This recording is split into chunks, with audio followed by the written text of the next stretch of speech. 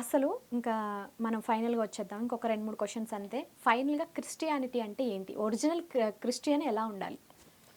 Original Christian యేసు ప్రభు బోధ ఆయన ఏం చేశాడో ఆయన బోధకి కుడికి కానీ ఎడమకు కానీ పోకుండా ఉండాలి. ఓకే. ప్రభు అయిన యేసుక్రీస్తు వారి సారూప్యతలోనికి ఎదగడానికి ప్రతినిత్యం ప్రయాసపడాలి. ప్రభు అయిన యేసుక్రీస్తు వారు శిలువలో ఏ పాపం కోసం అయితే మనల్ని క్షమించడానికి విడిపించడానికి ప్రాణం పెట్టాడో ఆ పాపం నుంచి బయటకు వచ్చి ప్రభు అయిన యేసుక్రీస్తుని గౌరవించాలి. ప్రభు అయిన యేసుక్రీస్తు వారి స్వరూపాన్ని సమాజానికి చూపించాలి. తనలో చూపించాలి. తన మాట ద్వారా కానీ క్రియల ద్వారా కానీ తన పనుల ద్వారా కానీ ప్రభు అయిన యేసుక్రీస్తుని చూపించాలి. ఓకే. విగ్రహారాధనలు ఇవన్నీ చేసేవాళ్ళని అసలు ఇవన్నీ లేవమ్మా. విగ్రహార్థన ఎప్పుడు పోయింది కదా, సరే ప్రారంభంలో వినండి, పోయింది కదా. ఇవన్నీ చేసేవాళ్ళందరూ కూడా హిందువులే. హిందువులు ఆర్సీఎంలు కూడా విగ్రహారం చేస్తారమ్మా. ఆ! ఆర్సీఎంలు కూడా విగ్రహారం చేస్తారు. అదే చెప్తున్నా. ఎవ్వరు విగ్రహారం చేసినా బైబిల్ దాన్ని పాపమని చెప్తుందమ్మా. ఓకే. అంటే నేను బైబిల్‌లో కొన్ని చూసినప్పుడు కొన్ని లైన్స్ ఉన్నాయి. అవి నిజమా కాదా చెప్పండి చాలు. ఓకేనా? వర్జిన్ కాదు అంటే పెళ్ళైన అమ్మాయికి వర్జిన్ కాదు అని అనుమానం వస్తే పెళ్లిలోనే ఫస్ట్ నైట్‌లోనే అమ్మాయిని చంపేయాలని ఒక పాత నిబంధనలో ఉందట. ఇది నిజమేనా? ఒకసారి అది ఎక్కడుంది, దాని కాంటెక్స్ట్ ఉందా లేదా జస్ట్ చాలు. లేదమ్మా. లేదా? ఓకే. జీసస్‌ని కాకుండా వేరే దేవుణ్ణి నమ్మితే రాళ్లతో కొట్టి చంపేయాలి. లేదమ్మా. ఓకే. లేదు. ఇవన్నీ ఎందులో కూడా లేవు. లేదు. ఓకే. తర్వాత క్రాస్ చెక్ చేసుకోండి.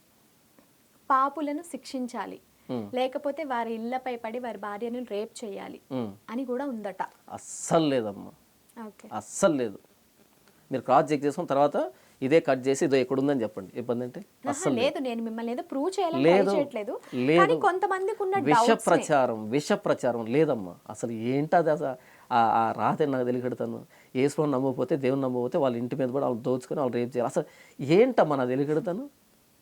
అలాంటి రాత ఉంటే బైబిల్లో ఈ బైబిల్ పట్టుకొని ఇంత ధైర్యంగా ప్రకటిస్తారా? కొన్ని కంట్రీస్ లో ఐ మీన్ స్కూళ్ళల్లో ఇప్పటిదాకా నేను చెప్పాను.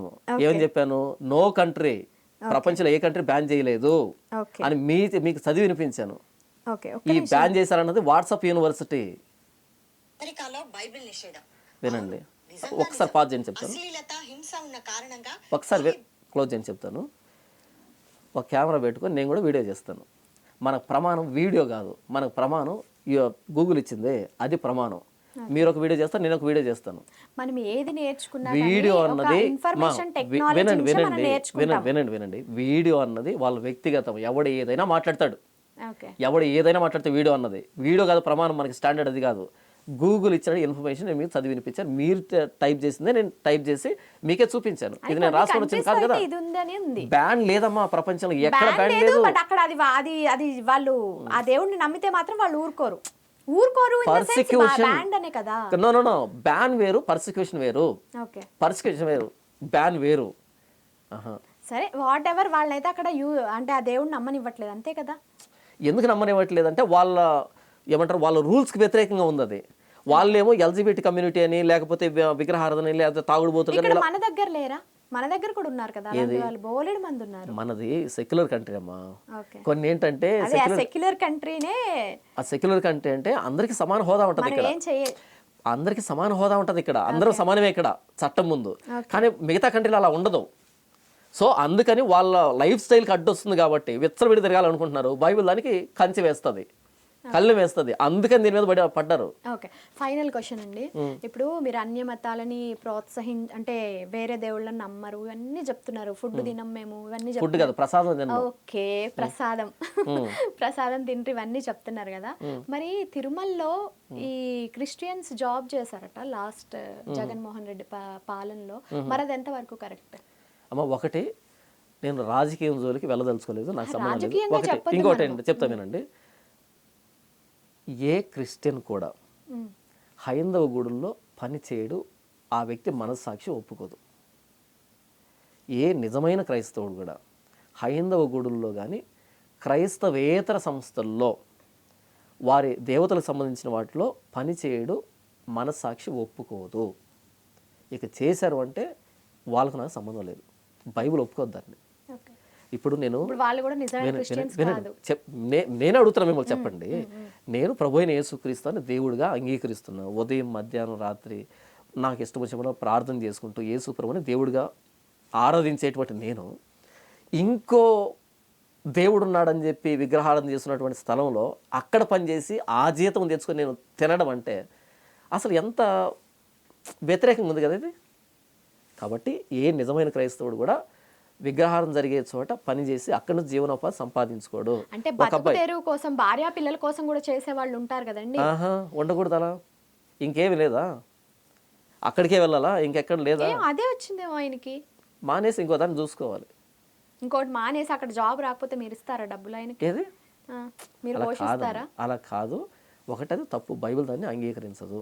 నాకు తెలిసిన ఒక అబ్బాయి నాకు ఫోన్ చేసి అడిగాడు, వాళ్ళు ఈ గుడి ఎదురుగా ఈ బొమ్మలు అమ్ముకోవడం ఈ చేస్తుంటారు చూసారా, అలా ఎప్పటి నుంచో వాళ్ళ వృత్తి అంట. నాకు ఫోన్ చేసి, అన్న ఈ విధంగా మేము ఎప్పటి నుంచో వృత్తి మీద ఆధారపడుతున్నాం, ఇప్పుడు ఏసుకొని నమ్ముకున్నాం కదన్నా, ఏం చేయమంటా అంటే ఇమ్మీడియట్గా అక్కడ మానేసాయి అని చెప్పాను. ఇమ్మీడియట్గా అక్కడ మానేసాయి, అలాంటి జీవనోపాధి నీకు వద్దు. అది అసలు అది రెడిక్యులస్ అండి. అక్కడ తను ఏదో పని చేసి వాళ్ళ పెళ్ళాం పిల్లల్ని పోషించుకుంటే అది మానేయని వాళ్ళ వృత్తి వాళ్ళ జీవన ఆధారాన్ని పోగొట్టేస్తే అది మీరు జీవనాధారం ఓకే, మీరు దేవుళ్ళని నమ్మకండి అని చెప్పండి, అది అలా కాదు అది తప్పు. జీవనోపాధి గురించి మీరు ఆలోచిస్తున్నారు. దీనికి మించిన జీవనోపాధిని ప్రభువైన యేసుక్రీస్తు వారు ఇస్తాడు. ఆయన దేవుడైతే మరి ఎందుకని ఆ రోజు అమ్మాయికి చర్చిలో చనిపోయింది, ఆ పిల్లకి ఎందుకు ఇవ్వలేదు? ఇప్పుడు మీరు చెప్పిన జీవనోపాధి గురించి అది కాదు కదా. నేను దానికే చెప్పాను. ఏమని చెప్పాను, ఎలాగైతే వినండి, అసలు అక్కడ జీసస్ కాదు కదా పిలిచింది, వాడు పిలిచాడు. కొబ్బరిని నమ్ముకోవడానికి వాడు పిలిచాడు.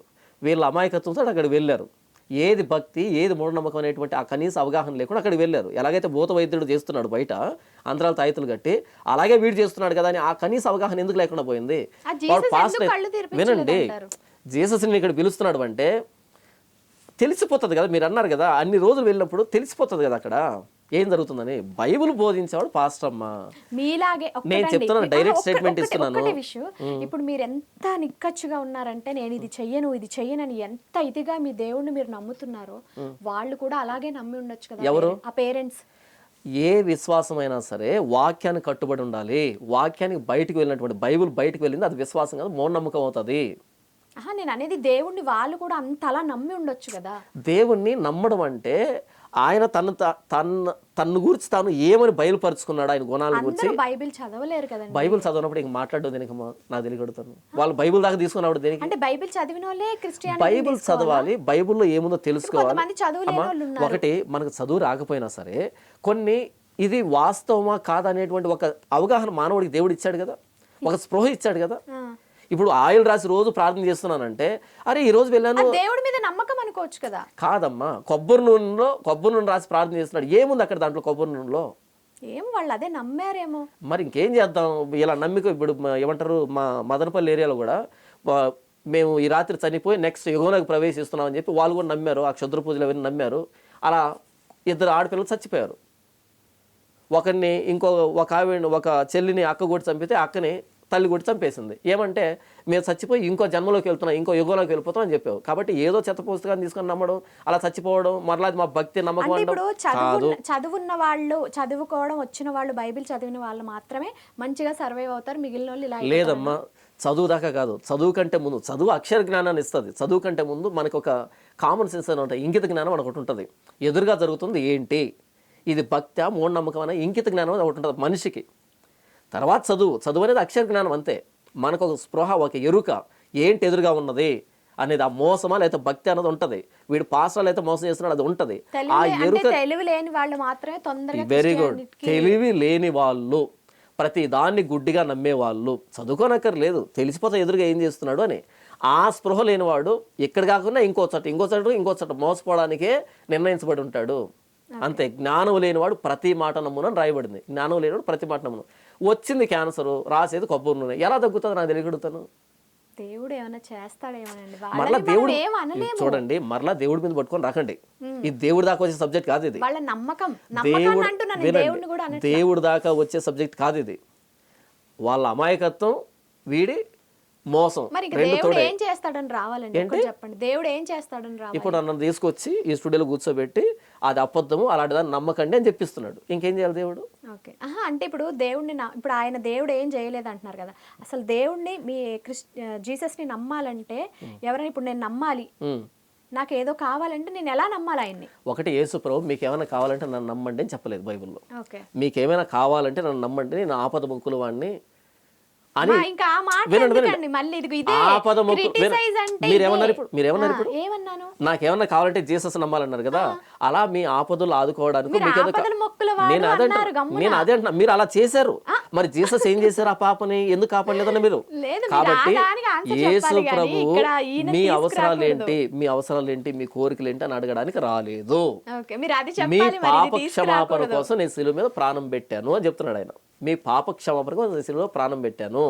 మీరు ఎక్కడ మిగిలిపోయారు ఇంకా అంటే, నాకేమైనా కావాలంటే వేసుకొని నమ్మాలని ఇంకా ఆ అవసరాల దగ్గరే మిగిలిపోయారు.